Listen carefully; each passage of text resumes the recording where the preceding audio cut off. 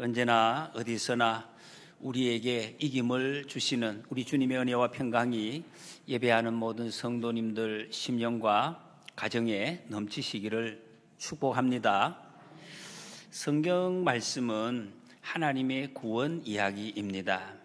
죄를 지어서 본래 하나님의 나라를 잃어버린 사람들에게 이 사람을 하나님이 본래 지으신 그 하나님의 나라를 회복하시기 위한 하나님의 계획이 어떻게 이루어져 가는가, 그것을 보여주고 있고, 그 계획 속에 쓰임받는 사람들, 하나님의 일꾼들의 이야기를 기록한 것이 바로 이 성경의 말씀입니다. 오늘 말씀에는 우리 인생의 성공의 길이 어떤 것인지를 명확하게 보여주는 말씀입니다. 여러분, 성공하기를 원하십니까? 다 원합니다. 성공하기를. 그러면 이 성공이라는 이 단어가 어떻게 되는 것이 여러분은 성공이라고 지금 생각하고 있습니까? 많은 분들이 부자 되는 것, 돈 많이 버는 것, 특히 우리 젊은 청년들은 돈 많이, 건물주 되는 것, 큰 차, 큰 집, 또 지위가 높아지고 다른 사람보다 내가 높아지는 것, 이거를 성공했다, 이런 개념으로 잡고 있는 사람들 많이 계십니다. 만약에 이런저런 거, 어쨌든 우리가 생각하는 성공의 개념이 있다면, 그러면 그 성공을 이루기 위해서 지금 나는 무엇을 해야, 우리 특히 학생들은 이 학생 때 내가 무엇을 준비해야 그런 성공을 이룰 수가 있다고 생각하십니까? 요즘은 국제시대이기 때문에 외국어를 열심히 준비해야 된다, 아니면 컴퓨터 이것을 잘 해야 되겠다, 아니면 수능 점수를 잘 받아야 되겠다. 또 어떤 친구들은 아니다, 돈 많은 부모를 만나면 그냥 성공할 수도 있겠다, 이렇게 생각하는 사람들도 있더라고요.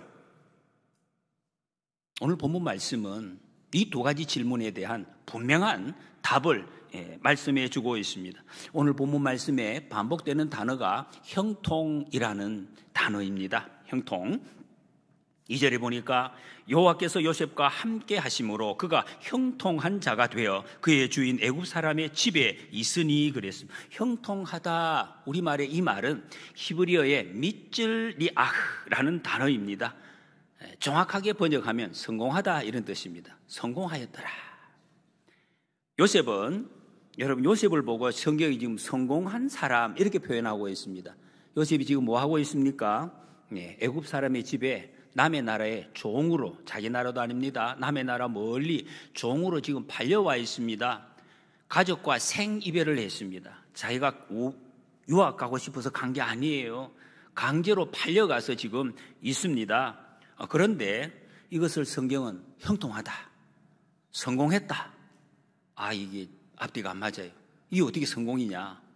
근데 하나님은 성경은 성공이다라고 말씀하고 있습니다. 다시, 성경은 하나님의 구원 이야기라고 했습니다. 그러니까 성경이 성공한다는 이 말씀은 하나님의 구원 역사가 이루어지고 있다, 이게 성공입니다. 지금 아무리 내 눈앞에 내가 돈 많이 벌고 잘 되고 있어도 하나님의 구원 역사가 이루어지는 것이 아니라 멸망길로 간다, 그러면 성공이 아니라 실패라고 말씀하고 있습니다. 이것이 구원이고 이것이 형통이고 성공이다, 이렇게 말씀하십니다. 그리고 3절에 보니까 그의 주인이 여호와께서 그와 함께 하심을 보며 또 여호와께서 그의 범사에 형통하게 하심을 보았더라 그랬습니다. 요셉이 복을 받는 것을 주인이 보았다. 옆에 사람, 세상 사람들, 하나님을 전혀 모르는 사람이 눈으로 딱 보니까 이 성공했네, 와, 이 친구 성공했네, 이거를 확인을 해 주었더라, 이렇게 말씀하고 있습니다.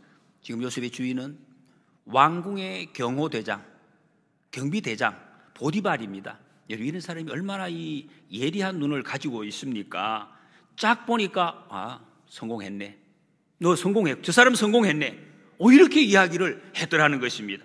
왜 그렇게 판단했는가? 이유를 이렇게 이야기하고 있습니다. 하나님이 그와 함께 하심을 보았다. 아니, 보이지 않는 하나님을 어떻게 세상 사람이 볼 수가 있겠습니까? 여러분 같으면 뭘 보고 어디서 하나님 함께 하네, 이렇게 이야기할 수가 있겠습니까? 이게 인생의 성공이라니. 하나님이 함께 하신다, 이 말은 우리 입장에서는 하나님이 나와 동행하시는 것입니다. 신약성경 히브리서 6장에 가면은 이 하나님과 동행했다는 이 말씀을 하나님을 기쁘시게 하는 자, 이렇게 번역해서 적고 있습니다. 하나님과 동행하는 사람, 함께하는 사람, 하나님을 기쁘시게 하는 사람. 다른 말로 하면 하나님의 사랑을 많이 받고 있는 사람, 이 말입니다. 아시겠습니까? 여러분, 형통이라는 말이 함께한다는 말이, 이걸 그런데 어떻게 알았는가 말이에요. 옆에 있는 사람이, 세상 사람이 어떻게 저 사람 하나님 사랑받네, 함께하시네, 동행하네, 이걸 알았는가? 요셉이 하나님을 두려워하는 삶을 사는 것을 보고, 두려워하는 사람. 여러분, 보이지 않는 하나님이 내가 영으로 보면 어떻게 살겠습니까? 도둑질을 하려고 하다가 하나님, 아유 하나님 못해요, 그러겠죠. 아무도 안 보는데 뭐 내가 욕하고 쓸데없는 말하고, 그게 아니죠. 하나님이 듣고 계시네. 안 보이니까 아무도 안 보네, 그게 아니다. 보이진 하나님이 다 보고 계신다는 것을, 그것을 옆에 사람이 보았다. 그래서 하나님이 함께 하시는 걸 봤다는 것입니다.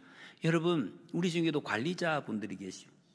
여러분, 관리자들은 그 일꾼들이, 사람들이 어디서 저 담 너머에서 뭘 하는지 다 알아요. 이상하죠? 예, 다 압니다. 안 봐도 다 알게 되어 있어요. 다 보인다는 거예요. 이 보디발의 눈에 그것이 다 보였다는 것입니다. 그런데 여러분, 사람이 보지 못하는 것도 하나님은 우리를 불꽃 같은 눈동자로 살피신다 말씀하고 있습니다. 이 불꽃이라고 하는 무서운 말씀 같은데 무서운 거 아닙니다. 하나님 우리를 다 살피시는 것은 우리를 지키시기 위해서, 우리를 도우시기 위해서 그렇게 보신다. 머리털을 세시는 것까지 우리를 세밀히 다 살피고 계신다 말씀하고 있습니다. 신명기 31장 6절 말씀, 너희는 강하고 담대하라. 두려워하지 말라. 그들 앞에서 떨지 말라. 이는 내 하나님 여호와가 그가 너와 함께 하시며 결코 너를 떠나지 아니하시며 버리지 아니하실 것임이라. 요셉이 낯설고 두렵고 혼자 있고 미래가 불확실한 이 얼마나 힘든 상황입니까? 그런데 하나님 나와 함께 하시네? 하나님 나와 함께 하시네. 이거를 확실하게 너무나 분명하게 알았어요.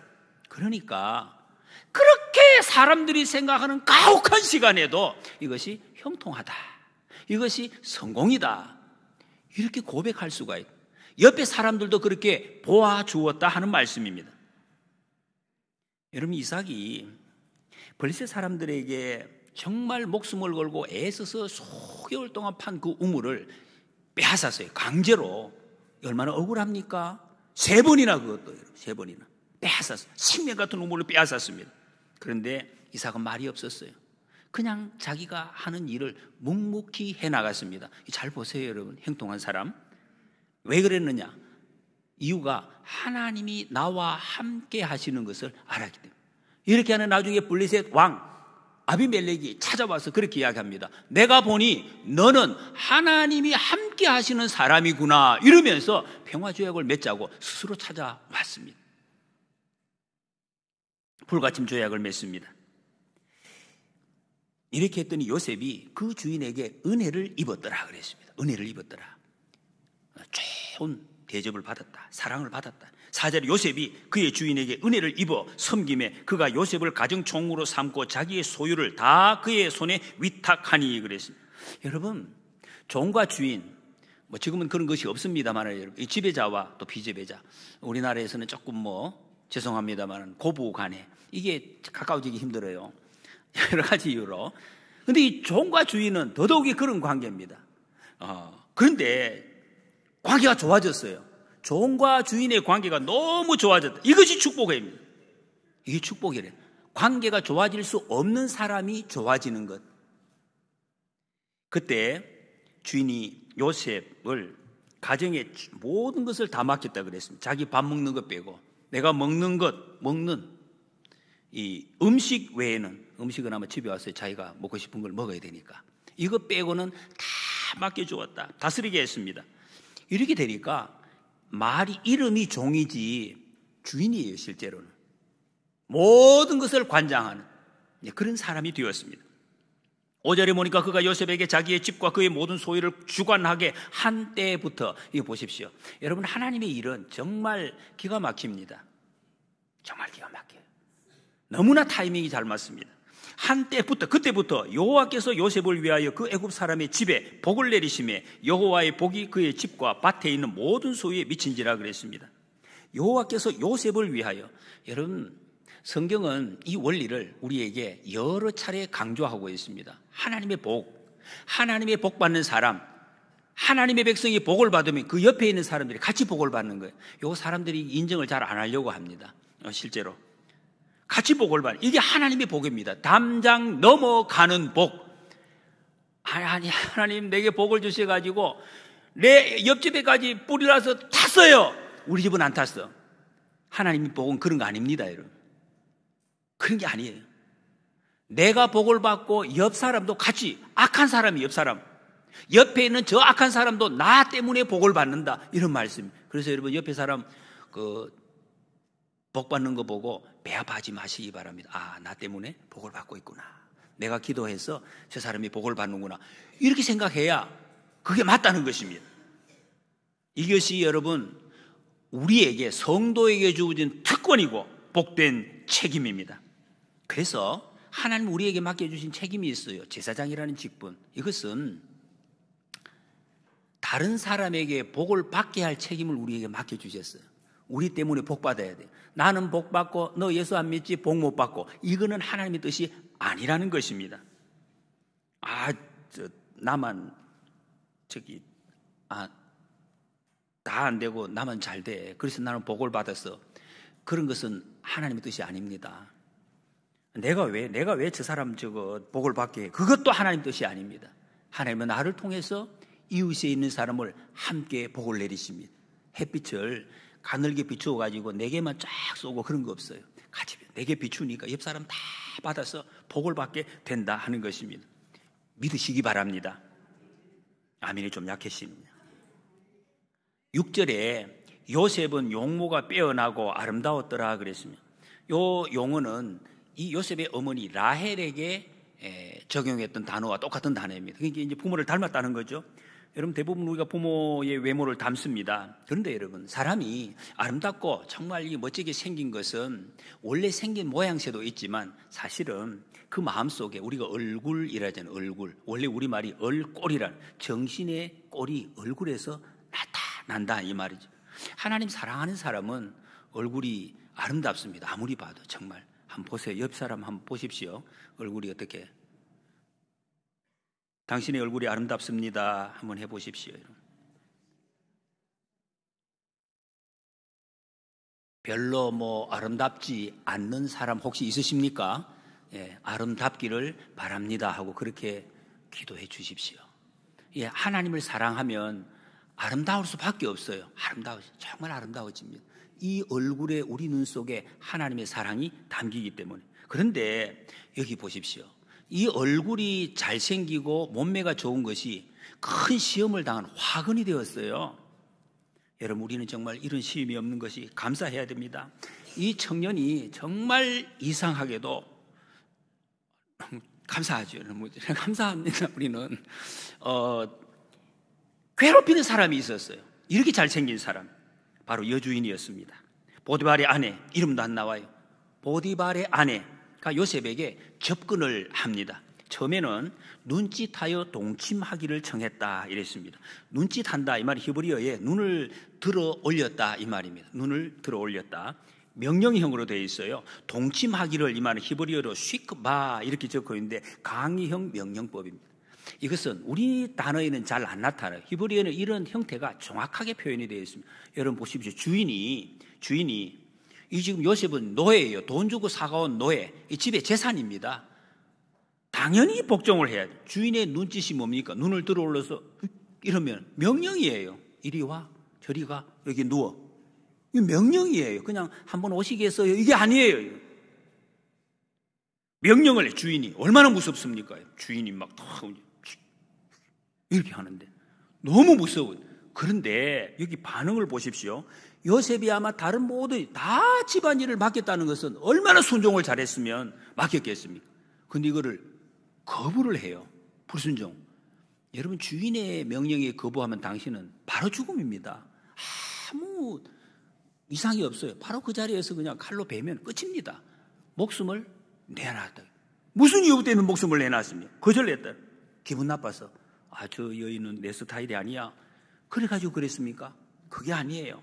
9절에 보면 주인이 아무것도 내게 금하지 아니하였어도 금한 것은 당신뿐이니 당신은 그의 아내임이라. 그런즉 내가 어찌 이 큰 악을 행하여 하나님께 죄를 지으리까. 이렇게 이야기를 합니다. 먼저는 주인이 금했다. 주인이. 여러분, 우리가 하나님을 믿는다 이러면서 사람들이 자꾸 착각을 해요. 나 하나님 믿기 때문에 사람 말은 안 들어. 그거는 하나님 안 믿는 거예요. 거짓말인 거예요. 하나님을 믿는 사람은 자기에게 맡겨진 자기 주인의 말을 100% 순종합니다. 그게 하나님의 뜻이기 때문에. 지금 요셉이 같은 말을 하나님 앞에 서 있는 거나 주인 말 듣는 걸 같은 레벨에 두고 지금 이야기를 하고 있습니다. 그래서 죄 못 짓는다. 내가 하나님 앞에 있기 때문에. 사실은 여러분, 보디발보다 보디발의 아내가 권세가 더 커요. 그렇죠. 보디발은 장군인데 자기 아내는 상장군이단 말이에요. 그 권세를 더 얻고 있단 말이죠. 요셉이 이 말을 들으면 어떻게 되겠습니까? 당장에 자기에게 좋은 일이 많이 생길 것입니다. 특별한 배려도 받고 물질적인 풍족함을 다 누릴 수가 있을 것입니다. 그러나 요셉은 그럴 수 없었습니다. 그럴 수 없었다. 왜 그런가? 왜 그렇습니까? 자기의 사명을 알았기 때문에. 사명하니까 대단하게 보이죠. 그 사명, 내가 누군지를 알았다 이런 말입니다. 우리는 모두가 사명자입니다. 사명자. 한번 따라해 보시겠습니까? 나는 사명자다. 사명자입니다. 여러분, 사명이라는 것은 다른 게 아니에요. 내가 하나님 앞에서 살고 있다. 이걸 아는 사람이 사명자입니다. 하나님이 내게 생명 주셨고 하나님이 내게 내 일을 맡겨주셨고 이거 알고 사는 사람. 이게 아니라 내가 내 일을 한다. 그건 사명자가 아니지. 칼빈은 성도의 삶을 사명자의 삶이다 이렇게 이야기했습니다. 그 근본 핵심에 뭐가 있느냐? 고람데오라는, 이게 이제 우리에게 이미 많이 알려져 있습니다. 라틴어로 하나님 면전에서 내가 하나님 얼굴 앞에서 살아가는 이 삶이 사명자의 삶이라는. 이렇게 될 때 하나님 앞에 있으면 우리에게 윤리성, 일관성, 헌신, 열정이 이 삶에서 나온다 이렇게 이야기를 했습니다. 여러분, 당시 요셉의 나이가 20대 후반이었습니다. 20대 후반에 얼마나 어떻게 이렇게 담대하고 단호한 태도가 나올 수 있겠습니까? 어떻게 나이가 60이 돼도 70이 돼도 사실은 이런 정도의 정신을 안 드는 사람도 있어요, 많이. 그런데 20대 후반에 이렇게 단호하게 이렇게 반응할 수 있는 이 마음이 어디서 나왔는가? 구덩이, 지난 시간에 우리가 봤던 요셉이 구덩이 속에 빠졌을 때 그때 어떻게 됐습니까? 하나님 만났거든요. 하나님을 만났어요. 정확하게 이야기하면 하나님만 만났습니다. 아무것도 안 보이고 사방에 아무것도 안 보이고 사람도 아무것도 없고 그때 고개를 들어서 보니까 하나님의 손이 나를 붙잡고 있는 것을 보았다는 거예요. 하나님만. 그래도 그때 어떤 생각이 났느냐? 무슨 생각 났겠습니까? 하나님만 생각났겠죠. 내가 이 구덩이에 있는 것은 하나님이 여기 있게 하셨구나. 그리고 나를 구덩이에서 올리실 분은 하나님밖에 안 계시구나. 이걸 알았다는 것이. 하나님만에 계시는구나. 여러분, 이것을 신약식으로 이야기하면 십자가 경험. 내가 십자가에서 죽고 그 십자가에서 그리스도와 함께 다시 살아난 부활의 경험을 이야기하고 있습니다. 여러분, 내가 하나님을 만나고 그 예수님 만나는 것 아닙니까? 하나님을 만나고 다시 그리스도와 함께 산 사람은 절대로 죄에 끌려가지 않습니다. 죄에 끌려가지 않아요. 절대로 끌려가지 않습니다. 자기 생각에 끌려가지도 않습니다. 내가 어찌 큰 악을 행하여 하나님께 죄를 지으리까? 죄가 엄청나게 크게 다가왔습니다. 하나님 앞에서 할 수 없다. 여러분, 이 고백은 다윗의 고백을 굉장히 생각나게 합니다. 하나님 앞에 정말 칭찬받았던 그 다윗이 언제나 나를 감싸주시고 어디서나 나를 안아주시는 그 하나님의 손길을 생생하게 기억을 하고 다윗은 시편 여러 군데서 노래를 했습니다. 시편 62편 대표적으로 1절에 보면 나의 영혼이 잠잠히 하나님만 바라며 나의 구원이 그에게서 나오는도다. 그만이 나의 반석이요 나의 구원이요 나의 요새시요 내가 크게 흔들리지 아니하리로다. 여러분, 이 단어에서 핵심적인 지금 마음이 있습니다. 이 말이 그만이, 이 말이 하나님만이, 사람도 보고 하나님도 보고 그랬더니 하나님 더 좋네요, 이 뜻이 아니에요. 하나님만 내게 보였다. 이거 중요합니다. 여러분, 하나님을 믿는다 하는 것은 아이고 뭐 저 사람 보니까 실망이 돼요, 그래서 하나님 의지할래요, 그거 아니에요. 하나님만 보였다는 것입니다. 그러니까 흔들리지 않아요. 흔들릴 필요가 없어졌습니다. 하나님만 계시기 때문에.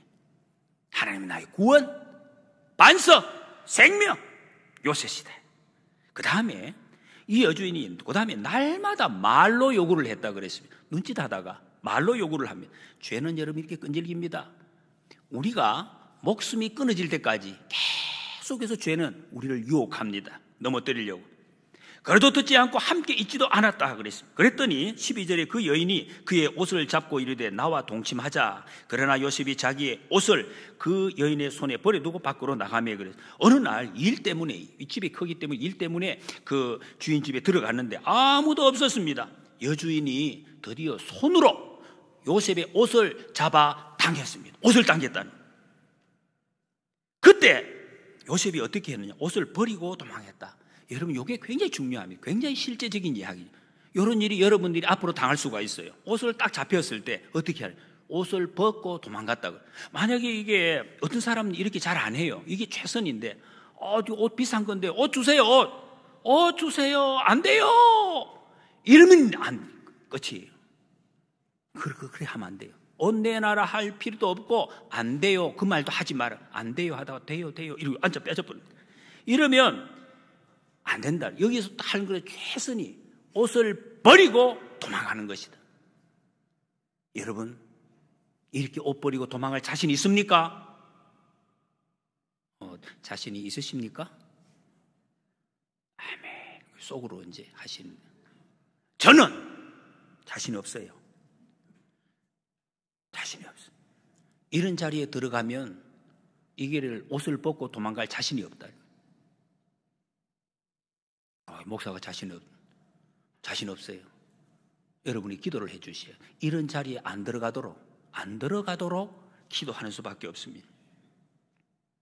여러분, 그런데 이걸 벗어날 수 있는 단 하나의 방법이 있습니다. 우리에게. 그게 무엇입니까? 예수님 이름을 부르는 것입니다. 내가 도저히 감당이 안 될 때 예수님 이렇게 불러보세요. 여러분, 예수님 어떻게 하세요? 주의 이름을 부르는 자는 구원을 받으리라 약속했습니다. 여러분, 수렁에 빠져있는 분이 계십니까? 죄의 수렁에 빠져있고 낙심의 수렁에 빠져있고 인생의 무기력의 수렁에 빠져있고 질병의 수렁에 빠져있는 분 계십니까? 예수님 이름 부르시기 바랍니다. 여러분, 예수님의 이름을 부르세요. 거기 빠져가지고 옷자락을 붙잡혀서 질질 끌려가지 마시고 예수님 이름 부르세요. 예수님 이름을 부르시라고요. 여러분, 예수님 이름 부르세요. 예수님 약속하셨습니다. 이길 힘 주시고 피할 길 내주신다고 약속하셨습니다. 그런데 여러분, 그때 보디발의 아내는 사람들을 불렀습니다. 이 세상 사람들이 하는 짓입니다. 14절에 보라, 주인이 히브리 사람을 우리에게 데려다가 우리를 희롱하게 하는도다. 기가 막힙니다. 여러분, 이거 잘 알고 계셔야 돼요. 세상 사람 꼭 이래. 자기가 잘못했어요. 자기가 모든 죄를 저질러서. 그런데 뭐라 합니까? 주인이, 자기 남편은 이제 우리 주인이 이놈을 끌고 왔어요. 그리고 뭐라 합니까? 우리가 종들을 불러놓고 종하고 자기를 한 패거리를 만드는 거예요. 이게 이 죄인들의 아주 기본적인 수법입니다. 우리를 패거리를 자기를 포함해서 패거리를 만들어 가지고 다른 사람 얼굴 누명을 씌우는 거예요. 이걸 합니다. 우리를 희롱하게 하는도다. 요셉이 화를 내고 모든 책임을 남편에게 이제 뒤집어 씌우는 거예요. 그리고 우리끼리 이런 이야기를. 남편이 저녁에 퇴원을 했습니다. 집에 왔습니다. 17절에 당신이 우리에게 데려온 히브리 종이 나를 희롱하려고 내게로 들어왔으므로 또 이야기. 당신이 이게 말이 안 되는 것 같은데 굉장히 되는 것처럼 당신이 끌고 와서 저기 막 내게 와서 막 옷을 막 벗기려고 이랬다고 이 거짓말을 하는 거예요. 근데 잘못은 당신에게 있다. 세상 사람들이 아주 전형적인 모습입니다. 이기적이고 책임을 전가하는 그런 모습. 100% 자기가 잘못했는데 자기 눈앞에 보이는 모든 사람에게 책임을 전가합니다. 눈앞에 나타나면 당신이 그랬지, 당신이 그랬다고. 심지어는 물건에게까지 책임을 전가합니다. 그렇죠? 접시를 깨뜨렸어요. 이놈의 접시가 왜 깨져? 뭐 이러면서 막 이렇게 또 책임을 막 전가하는 거예요. 여러분, 우리는 이러지 말아야 됩니다. 이러지 맙시다. 굉장히 유치하잖아. 이야기 들어보면 이런 유치한 일을 하는 것은 성도의 모습이 아닙니다. 우리가 할 일은, 전에 우리가 한국교회에서 운동도 했어요. 내 탓이요. 이게 답이잖아. 내 탓이요. 여러분 한번 따라해 보시겠습니까? 내 탓이요. 내 탓이요. 이게 형통한 사람의 자세입니다. 보디발이 이 말을 듣고 심히 노했습니다. 이 화가 누구를 향한 것인지는 알 수가 없습니다. 분명하지 않아요. 보디발이 자기 아내의 성품을 몰랐겠습니까? 짐작을 했겠죠. 그러나 이미 요셉이 하나님 앞에서 행한다는 것을 보았습니다. 아마 추측컨대 아내의 일 처리가 부당함에 대한 그런 화를 낸 것으로 보입니다. 그리고 20절에 보니까 그를 잡아 옥에 가두니 그 옥은 왕의 죄수를 가두는 곳이었더라 그랬습니다. 아내의 말을 만약에 사실로 믿었더라면 보디발이 어떻게 했겠습니까? 그 자리에서 칼로 목을 베면 그냥 갖다 버리면 끝입니다. 이 노예는 하나의 물건이기 때문에 살려둘 이유가 없죠. 다시 살려두고 뭘 쓰겠습니까? 근데 보디발은 그렇게 하지 않았어요. 옥에 가두었어요. 근데 옥에 가두었는데 왕의 죄수들을 가두는 옥에 가두었습니다. 이게 무슨 말입니까? 지금도 여러분, 지금도 방송에 보면 가끔 나오죠. 죄를 지은 사람 가두는데 조금 높은 사람들 좀 다른 곳에 들어가요. 독방에 이렇게 그렇게 들어간단 말입니다. 이것이 요셉을 굉장히 배려한 처사입니다. 이 일을 통해서 요셉은 나라의 고관들을 만나게 됩니다. 하나님의 섭리라는 거죠. 국가 경영을 배우게 되는 것입니다. 보십시오. 여러분, 이 여주인이 이렇게 해서 누구를 이겼습니까? 요셉을 이긴 것 같습니까? 이긴 것 같아요. 감옥에 집어넣었으니까. 그런데 그게 아니에요. 요셉이 잠시 수모를 당한 것 같지만 결국에는 승리하고 이집트, 그렇게 주변에 있는 모든 나라들을 살리는, 이롭게 하는 사람이 됩니다. 이 진정한 사명의 사람으로 살아가게 되는 것이죠. 21절 22절에 보니까 여호와께서 요셉과 함께 하시고 그에게 인자를 더하사 간수장에게 은혜를 받게 하셨습니다. 간수장이 옥중 죄수를 다 요셉의 손에 맡김으로 그 재반 사물을 요셉이 처리하고 그랬습니다. 하나님은 어디서나 하나님의 자녀 택한 백성과 함께 하십니다. 하나님은 요셉을 종으로 팔리게 하셨고 보디발의 집에 장군, 이 집을 관리하게 하셨습니다. 여러분, 집을 관리해야 나라를 관리할 수가 있습니다. 대학에서 공자가 수신제가 지국평천하 그런 이야기를 했잖아요. 자기 집을 관리 못하는데 어떻게 나라를 관리하겠습니까? 그 다음에 감옥에 이제 들어가게 하십니다. 감옥에 들어가서 감옥에 있는 모든 죄수를 관리하는 것을 또한 맡게 됩니다. 인사 관리를 배우게 되는 거죠. 이거 보십시오. 그렇기 때문에 이 감옥에 갇힌 것보다 더 중요한 것, 그게 뭐냐? 인생의 주인, 생명의 주인, 하나님과 동행하는 것이다 하는 것입니다. 여러분, 환경이 어떠하든지 구원의 길은 하나님께 있습니다. 그래서 감옥에 들어가는 것이 나쁜 것이 아닙니다. 감옥에 들어가는 것이 나쁜 것이 아닙니다. 모함 당한 것이 나쁜 것이 아닙니다. 부모님 집에 여러분 금수저로 평안하게 있었더라면 요셉이 어떻게 됐겠습니까? 여기에 감옥에 들어감으로 이후에 요셉에게 이루어질 우리가 알고 있는 이 위대한 일을 하는 요셉, 이 모든 영광스러운 모습과 연결되는 고리가 여기에서 연결이 된다. 만약에 집에 그대로 있었더라면 절대로 만날 수 없었던 사람들, 사건들을 감옥에서 만나게 된다는 것입니다. 이집트의 총리로, 그리고 구원 역사의 주인공으로 하나님이 지금 준비시키고 계십니다. 하나님이 우리를 이렇게 인도하십니다. 로마서 8장 18절에 현재의 고난은 장차 우리에게 나타날 영광과 비교할 수 없도다 했습니다. 우리의 죄를 십자가에서 깨끗이 씻어주시고 부활하심으로 세상의 사망 권세와 모든 어둠의 권세를 깨끗하게 물리쳐 주신 예수님, 여러분 이 예수님을 영접하시고 죄와 낙심과 무기력과 우울과 질병의 이 수렁에서도 하나님과 동행하심으로 오늘의 고난이 내일의 영광을 위한 고리가 되는 이 복을 누리시고 성공적인 인생을 살아가시는 우리 모두가 되시기를 축복합니다.